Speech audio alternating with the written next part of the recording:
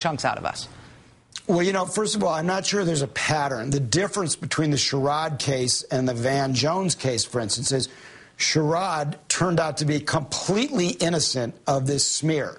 In the Van Jones case, which I think is the relevant history here, this was a mid-level White House aide in charge of, or involved in, not even in charge of, you know, certain energy policies, weatherization and the like, who it turned out that he had signed a petition which basically said that 9/11, you know, might be a conspiracy, that we had it coming on 9/11, and that the U.S. government might or might not be involved in 9/11.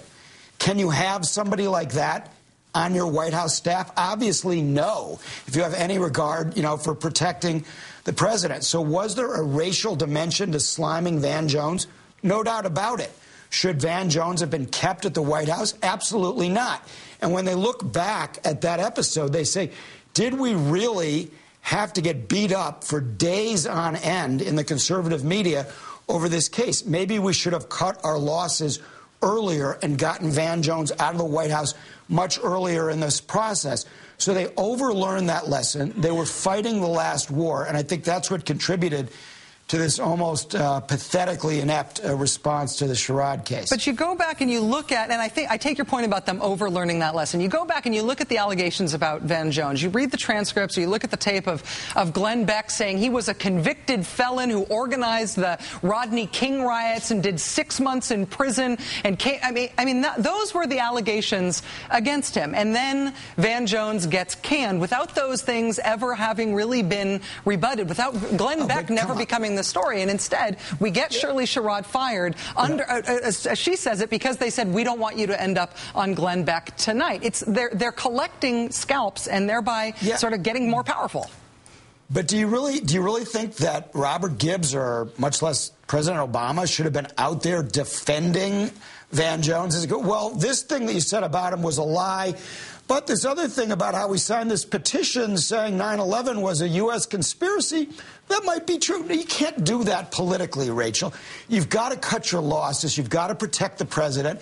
There are important issues that are happening every day that this is distracting from. And the thing that is the backdrop for this, that I really learned when I researched The Promise, is that they have an unofficial policy that is sometimes called no distractions. It particularly applied during the health care debate. This is one of the reasons that they didn't tackle gays in the military in 2009.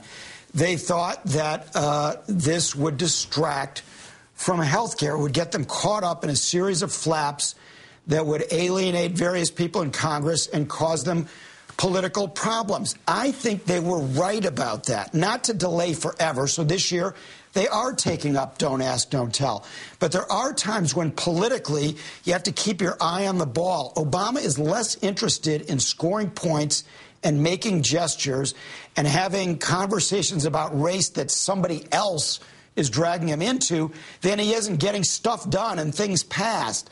And I think that's legitimate, even though he messed up badly in this particular case. I think it's a totally cogent argument, and I think the cost of it, though, and I think the reason that it's wrong, is because they do put those points on the board legislatively, and then they wonder, as they've been taking these hits over and over and over again and empowering the people hitting them, their political enemies, taking these hits and never punching back, never going after the people who are smearing them. While they're doing that, they're wondering why these legislative points on the board don't translate into anything other than a huge portion of the population thinking that the president is corrupt and feckless and a redistributionist and a socialist and there to take stuff away from white people and give it to black people. It's doing real damage, which is why he's got nothing political to show from his policy gains. Well, I take your point. I agree with that. I just think they need to be more skillful politically, get better surrogates at the Democratic National Committee or others outside the White House to fight these fights. And they don't have to have the president doing it, but you're absolutely right. They need to do a much, much better job in the cut and thrust of politics. Politics has always been and always will be a contact sport. And you get a sense that even though a lot of these guys are from Chicago, they don't quite get that. And if Ed Rendell's ears are burning right now, then he's thinking what I'm thinking as you say that.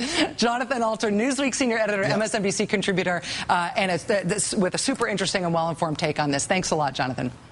Thanks, Rachel. So I have to tell you, I showed up in the weirdest place last night. It was almost like a dream. I was on TV talking about Shirley Sherrod and that phony reverse racism story on Fox News, except I was on Fox News. I was on the O'Reilly Factor. It was very spooky. This is what Fox News does. This is how they are different from other news organizations. Just like the fake Acorn controversy, Fox News knows that it has a role in this dance. That's not new. That's not actually even interesting about this scandal. Fox does what Fox does. Which is kick your network's butt every single night, madam. And you have to be kidding with this fake Acorn scandal stuff? Unbelievable. Do you live in this country? If by this country you mean, is my office right across the street from yours? Yes. Unless there's an unguarded border down the middle lane of 6th Avenue, yes, I live in what you call this country. And no, though I sometimes kid, I'm not kidding. As Mr. O'Reilly asks, when I say that Fox News manufactured the outrage over Acorn as surely as they manufactured the outrage over Shirley Sherrod, by playing over and over and over again the same very selectively edited tape that made it look like night was day and up was down.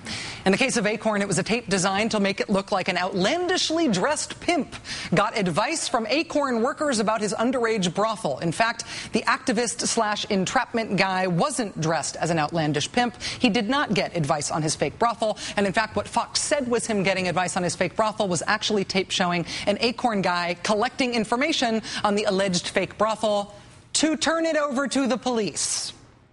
And you can trust me that I'm not kidding, because Acorn has been exonerated by prosecutors in New York City and by the Attorney General of California and by the U.S. Government Accountability Office. Not that you've heard any of that reported on Fox. But let's get back to the really important part of Mr. O'Reilly's show last night, his message to Madam, by which he means me, which in itself is so awesome, I can't believe it. Fox does what Fox does. Which is kick your network's butt every single night, madam.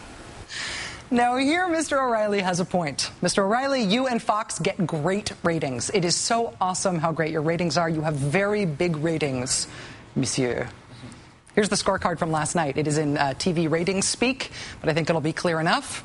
Here's Mr. O'Reilly and the O'Reilly factor. That's 757 would be him at 8 o'clock, and that 245 would be me at 9 o'clock, different hour, but, you know, same point. And don't tell Susan's mom, who's very sensitive about these things, but we are actually, this show is actually outrated by all kinds of shows. Deadliest Catch kills us head-to-head. That's about fishing, which makes me think sometimes we should run more photos like this on our show.